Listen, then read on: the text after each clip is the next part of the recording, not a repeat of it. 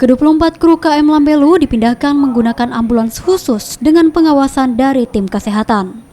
Kebijakan pemindahan diambil agar mereka bisa mendapatkan perawatan dan pengawasan dari tim medis setelah mereka dinyatakan positif COVID-19. Selain itu, ke-24 kru ini juga diketahui memiliki penyakit lainnya seperti asma dan jantung. Kru KM Lambelu yang dinyatakan positif COVID-19 sebanyak 92 orang dari total 151 kru. Sebagian mereka diisolasi mandiri di atas kapal.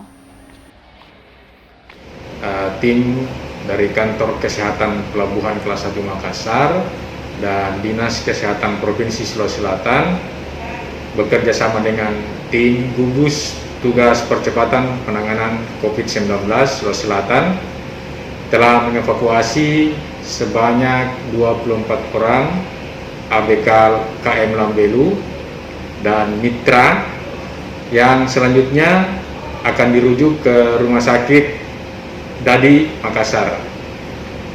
Status ke-24 orang tersebut adalah terkonfirmasi dan mempunyai riwayat penyakit lain seperti asma, jantung, diabetes, dan lain-lain.